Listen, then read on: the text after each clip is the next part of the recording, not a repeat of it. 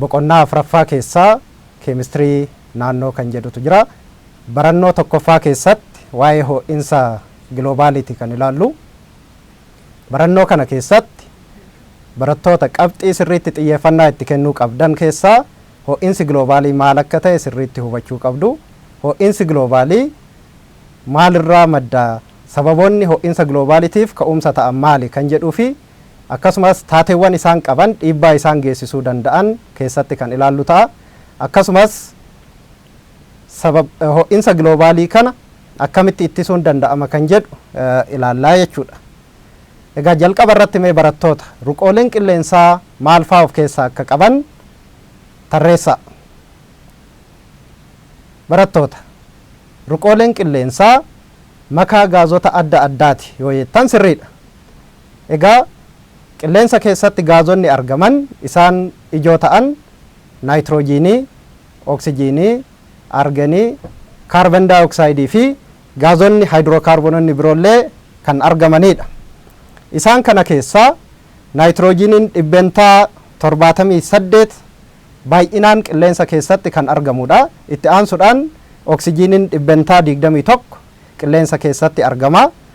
Akkasumas itti aansee gaazota lujii keessaa arganiin 0.9 dhibbentaa kanaan kan argamu yommuu ta'u, gaaziin kaarban daayoksaayidiis dhibbentaan inni ittiin argamu 0.04. Egaa barattoota gaazonni kunniin qilleensa keessatti wal makaniiti kan isaan argaman waan ta'eef gaazota kana ija keenyaan arguu kan hin dandeenyedha. Yaa ta'u malee amaloota isaan qabaniin adda baasanii beekuun ni danda'ama. Egaa reeshoon ruqoolee qilleensaa kun iddoodhaa iddootti garaagarummaa qabu. Deebiin keessan eeyyeen yoo ta'e sababni garaagarummaa kanaa maal akka ta'e itti yaada. Egaa gochoota namootaatiin yeroo ammaa kana gaazonni adda addaa kanneen akka salfar daayoksaaydii, miteenii, naayitiroojiin monoksaaydii fi kanaaf kan kana fakkaatan qilleensatti gadi lakkifamaa jiru. Akka addunyaatti iddoo warshaaleen jiranii fi iddoo boba'aawwan garaagaraa itti gubatan keessatti gaazonni baay'inaan waan gara qilleensaatti gad lakkifamaniif gaazonni uumamaan qilleensa keessatti argaman kun baay'inni isaan ittiin argaman iddoodhaa iddootti garaagarummaa qaba jechuudha. Kunis qabiyyeen qilleensaa iddoodhaa iddootti garaagarummaa akka qabaatuuf sababa ta'a. Egaa ruqoolee qilleensaa keessaa kaarban daayoksaayidiin 0.04 ta'uu isaa ilaalleerra. Yeroo ammaa kana garuu hammi kaarban daayoksaaydii qilleensa keessa jiru saffisaan dabalaa adeemaa jira. Egaa kaarban daayoksaayidiin kun karaa lamaan qilleensatti dabalamuu danda'a. Isaanis adeemsawwan uumamaa fi gochoota namootaatiin dabaluu danda'a qilleensa keessatti. Adeemsawwan uumamaa keessaa sirna hargansuutiin. Egaa sirna hargansuu keessatti gaazii oksijiinii gara qaama namaatitti fudhachuudhaan gaaziin oksijiinii sun gubatee kan gara alaatitti baasu gaazii kaarban daayoksaaydii ta'a jechuudha. Egaa sirna hargansuu keessatti gara alaatitti kan ba'u gaazii kaarban daayoksaayidiiti. Gara keessaatti kan fudhannu immoo oksijiinidha. Kanaaf adeemsa uumamaatiin oksijiinii kan fudhannu yommuu ta'u kaarban daayoksaaydii garuu gara alaatti waan baasnuuf qilleensa keessatti kaarban daayoksaaydiin akka dabaluuf sababa ta'a. Inni biraa bososuu fi tortoruu wantoota orgaanikawaa. Wantoonni orgaanikawaa ta'an bososuudhaan akkasumas tortoruudhaan gaazota kanneen akka kaarban daayoksaaydii fi gaazota biroollee kanneen akka miteenii gara qilleensaatti gadhiisu. Isaan kun adeemsawwan uumamaan kanneen kaarban daayoksaaydii qilleensatti dabalanidha. Inni lammataa gochoota namootaatiin kaarban daayoksaayidiin sababni ittiin dabaluu danda'u boba'aawwan foosiilii kanneen akka peetrooleemii, gaazii uumamaa akkasumas dhagaa cilee gubuudhaan kaarban daayoksaayidiin gara qilleensaatti akka dabalu taasisa. Gama biraatiin ammas bosona gubuudhaan bosona namoonni tajaajila gara garaatiif fayyadamuudhaaf gubanii itti fayyadamuu danda'u. Yeroo kana gaaziin kaarban daayoksaaydii gara alaatitti akka ba'u waan ta'uuf qilleensa keessatti akka dabaluuf ka'umsa ta'a jechuudha. Egaa barattoota qabxiilee lamaan kana irratti sababa kaarboon daayoksaayidiin qilleensa keessatti wantoota kaarboon daayoksaayiidii qilleensa keessatti dabaluu danda'an ilaalleerra.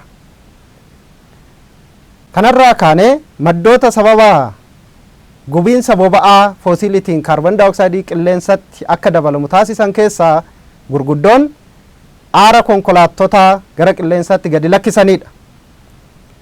Egaa konkolaattonni kan isaan fayyadaman keeroosiinii, beenzina isaan kanniin waan ta'eef keeroosiiniin oksijiinii wajjin gubachuudhaan gaazii kaarboon daayoksaayiidii gara alaatti gadhiisa. Kanaaf konkolaataa keessaa aara ba'u kana yommuu ilaaltan aarri kun gaazota kanneen akka kaarboon daayoksaayiidii, naayitiroojiin monoksaayidii fi gaazota garaagaraa gosa boba'aa konkolaataan sun itti fayyadamu irratti hundaa'uudhaan gaazota garaagaraa gadhiisa. Egaa biyyoota guddatan keessatti konkolaattonni baay'inaan waan argamaniif aarri isaan baasan kun gaazii kaarboon daayoksaayiidii gara atmosfeeritti akka baay'inaan dabalamu taasisaa jechuudha. Gama biraatiin aara warshaalee keessaa bahu kan asirratti agartan kun warshaalee keessaa aarri bahu kun kaarboon daayoksaayidiin gara qilleensaatti akka inni dabalamu taasisaa jechuudha. Keessattuu warshaalee kanneen akka simintoo yommuu walnyaatinsi keemikaalaa gaggeeffamee oomisha warshaa sana keessatti gaaziin kaarboon daayoksaayiidii qilleensatti akka dabalamuuf sababa ta'a. Inni biroo warshaalee anniisa ho'aa elektiriikii maddisiisan.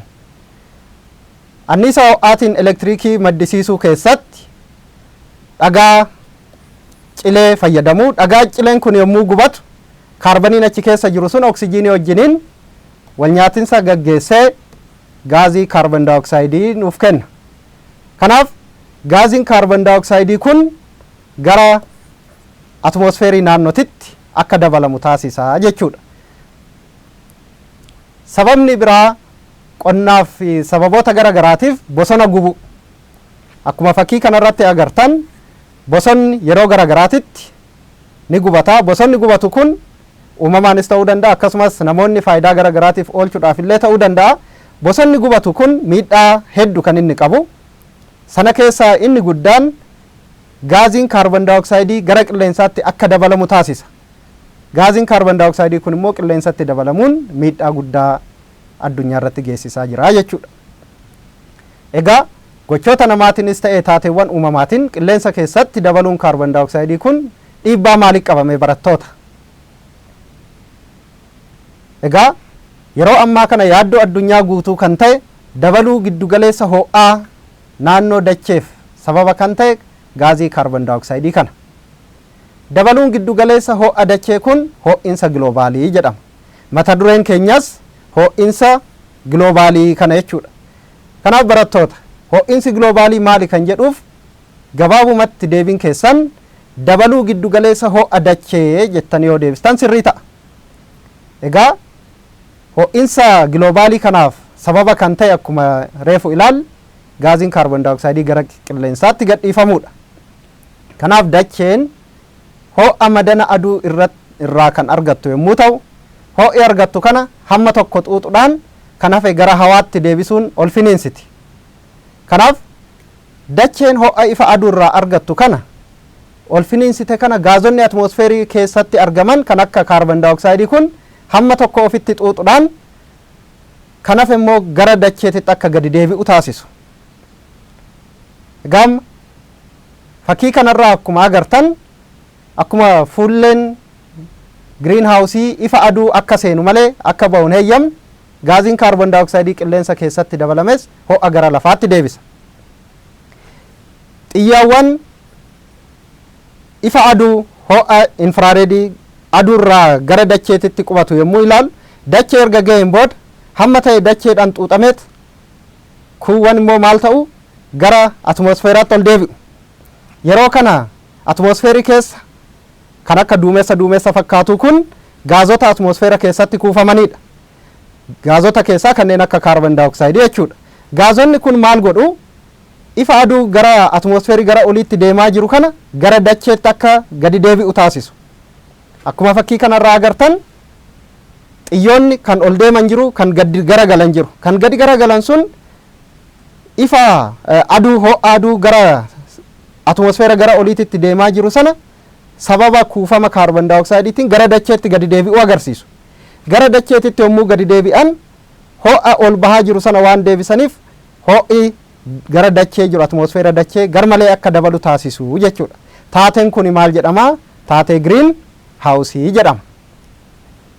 Tole gaazonni ho'insa giloobaalitiif gumaachan gaazota giriin haawusii jedhamu. Gaazota giriin haawusii kan jedhaman kanneen akka kaarboon daayoksaayiidii, miteenii, naayitiroojiin daayoksaayiidii fi gaazota kanaaf kan kana fakkaatanidha. Gaazonni kun gaazota giriin haawusii sababni jedhamaniif atmosfeera dachee keessatti kuufamuudhaan ho'a gara oliitti deemu sana ofitti xuuxanii kaan gara dacheetitti waan deebisaniif gaazota giriin haawusii jedhaman. Egaa amma itti aansuudhaan kan ilaallu ho'insi giloobaalii taateewwan akkamii fiduu danda'a? Taateewwan isaan fiduu danda'an jijjiirama qilleensa baramaa, baqiinsa bantii poolaarii, ol ka'iinsa diriira galaanaa fi kanaaf kan kana fakkaatan fiduu danda'a. Jijjiirama qilleensa baramaa yommuu jennu qilleensi haala dura jirurraa jijjiiramuudhaan roobni yeroo isaan eegganne roobuu, akkasumas gogiinsi uumamuudhaan roobni dhabamuu, wantoota kanneen fiduu danda'a. Baqiinsa bantii poolaarii keessatti cabbiin naannoo bantii poolaaritti kuufamee jiru sababa ho'insa giloobaalii kanaatiin baquudhaan gara galaanaatti jijjiirama. Egaa sababa cabbiin kun baqee gara galaanaatti makamuuf ol ka'iinsi diriira galaanaa kun uumamuu danda'a jechuudha. Egaa kanarraa ka'uudhaan taateewwan kunniin haala roobaa kanarratti dhiibbaa geessisuu danda'u, oomisha qonnaa irratti dhiibbaa geessisuu danda'u. Roobni yeroo isaa eeggatee kan hin roobne yoo ta'e keessattuu akka biyya keenyaatti yommuu ilaallu hawaasni keenya yookaan immoo diinagdeen biyya keenya qonna irratti kan hundaa'e waan ta'eef qonni yeroo isaan eegganne yoo ta'e rooba eegne too yeroo mara kan oomishnu waan ta'eef roobni roobne taanaan yeroo isaa eeggatee hin dhufu taanaan oomisha keenya irratti dhiibbaa waan qabaatuuf ho'insi giloobaalii kun akka addunyaattis dhiibbaa guddaa qabaa jechuudha. Akkasuma biqiloota irratti illee gogiinsa fiduu danda'a. Biqiloonni akka gogan taasisuu danda'a. Biqiloonni gogan jechuun oksijiiniin achirraa argannu suni waan hir'atuuf lubbu qabeeyyii irratti illee dhiibbaa geessisuu danda'a. Gama biraatiin ol ka'iinsi diriira galaanaas dabaluun namoonni naannoo galaanaa jiraatan qe'ee isaan irraa akka buqqa'an taasisa. Akkasuma oomishni isaan oomishanillee akka manca'u taasisuudhaan ho'insi giloobaalii kun akka addunyaatitti miidhaa guddaa geessisuu danda'a jechuudha. Egaa ho'insa giloobaalii kana akkamitti to'achuun danda'ama kan jedhu ilaalla. Ho'insa giloobaalii kana tooftaalee garaagaraatiin to'achuun ni danda'ama. Isaan keessaayis biqiltuu dhaabuun tooftaa tokko. Biqiltuun yommuu dhaabbatu adeemsa footosinteesisiitiin kaarboon daayoksaayiidii qilleensa keessa jiru sana ofitti waan fudhatuuf qilleensa atmosfeera keessa jiru sana hir'isuu danda'u biqiltoonni. Biqiltoonni magariisni nyaata isaanii qopheeffachuudhaaf kaarboon daayoksaayiidii ofitti fudhataniit bishaan waliin gilukoosii fi gaazii oksijiinii nuuf kennu.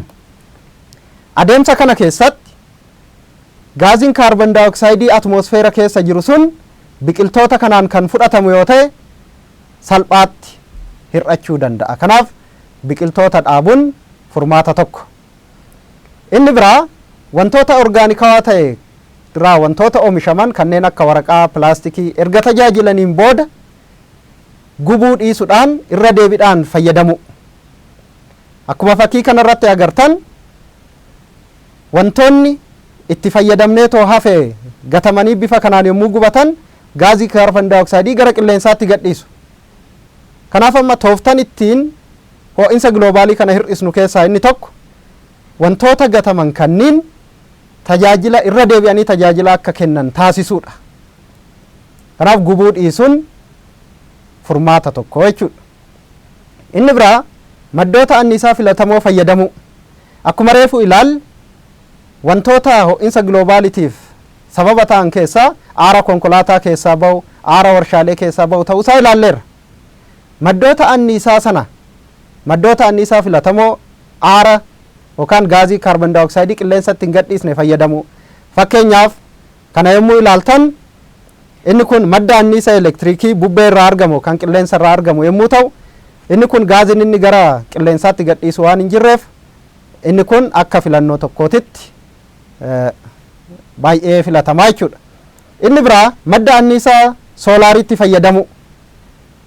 Inni kunis gaaziin kaarboon daayoksayidii gara qilleensaatti gadhiisu waan hin jirreef madda anniisaa baay'ee filatamaa ta'edha. Gama biraatiin biyyoonni guddatan konkolaattonni baay'inaan magaalaa keessatti baay'atanii gaazii kaarboon daayoksayidii kan akka hin gadhiisneef wantoota akka saayikilii fayyadamuu, akkasumas yeroo ammaa konkolaattota elektiriikidhaan hojjetan chaarjii ta'anii elektiriikidhaan hojjetan kan kaarboon daayoksayidii gara qilleensaatti hin gadhiisne fayyadamuun tooftaalee ho'insa giloobaalii kana ittiin hir'isuu dandeenyudha. Egaa barattoota hanga ammaatitti maalummaa ho'insa giloobaalii ilaalleerraa, akkasumas ho'insa giloobaalii kana maaltu fiduu danda'a kan jedhu ilaalleerraa, dabalataanis ho'insa giloobaalii kun taatee inni qabuu fi tooftaa ho'insa giloobaalii kana ittiin hir'isuu dandeenyu ilaalleerraa. Amma gaafilee kana daqiiqaa muraasa keessatti deebisuuf yaala. Sababoonni ho'insa giloobaalii maal faadha? Akkasumas fakkeenya gaazota giriin haawusii keessaa muraasa isaanii tarreessa. Egaa barattoota qilleensa keessatti dabalamuu hamma kaarboon daayoksayidii yoo ta'an baay'ee gaariidha. Akkasumas fakkeenyota gaazota giriin haawusii kan ta'an kanneen akka kaarboon daayoksayidii, miteenii, naayitiras oksayidii, oozoonii, naayitiroojiin daayoksayidii fi kanaaf kan kana fakkaatan yoo jettan sirriidha. Egaa barnoota keenya keemistirii barannoo tokkoffaa kanumaan goolabnaa. Sagantaa biraatiin hanga walitti deebinutti nagaatti turaa, fayyaa ta'a.